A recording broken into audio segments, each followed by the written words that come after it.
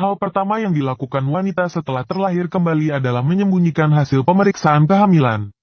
Karena di kehidupan sebelumnya, suaminya berubah drastis setelah melihatnya, dan dia sampai akhir pun tidak tahu apa yang tertulis di hasil pemeriksaan itu.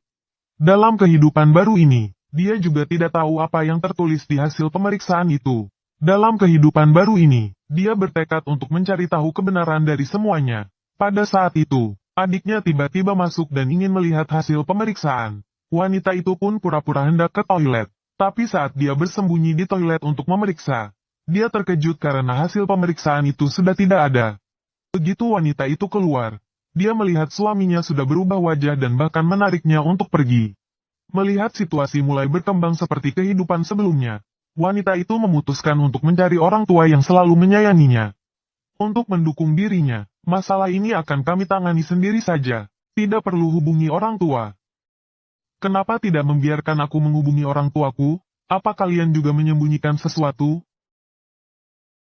Apakah kamu masih merasa masalah ini belum cukup besar?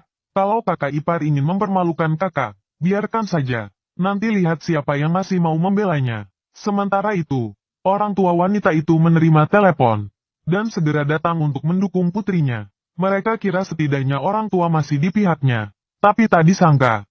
Adiknya malah dengan bangga mengeluarkan hasil pemeriksaan kehamilan kepada ayah mereka. Wanita itu ingin menghentikannya tapi sudah terlambat. Jika tidak salah, akan terjadi sesuatu yang tidak diinginkan. Ayah yang sebelumnya tegas mendukung wanita itu, setelah melihat hasil pemeriksaan itu langsung menamparkan wanita itu dan berkata dengan tegas bahwa dia tidak punya anak seperti itu.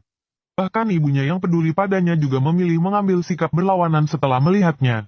Wanita itu merasa sangat putus asa karena tidak ada yang percaya padanya, merasa terisolasi dan tak berdaya. Dia memutuskan memanggil dokter, Paman Topi, untuk membela keadilan dirinya. Melihat semakin banyak orang yang menonton, ibunya buru-buru maju dan menarik wanita itu, bahkan rela berlutut di depan umum. Kamu sedang melakukan apa ini? Ibumu sudah berlutut padamu. Kamu mau bagaimana lagi? Kalian tidak memberitahuku. Aku akan tanya dokternya. Kamu anak durhaka. Kamu ini mau memaksa aku dan ibumu mati. Iya, HMPH, Li Suesuchen. Ini anak kita. Dia anak yang sehat. Apa aku ini buta? Anak ini benar-benar tidak ada masalah. Kenapa kalian semua tidak percaya padaku? Melihat semua orang mulai berubah tidak wajar, wanita itu semakin merasa ini adalah kesalahan hasil pemeriksaan itu. Namun saat dia hendak merebut hasil pemeriksaan itu, semua orang menghalanginya.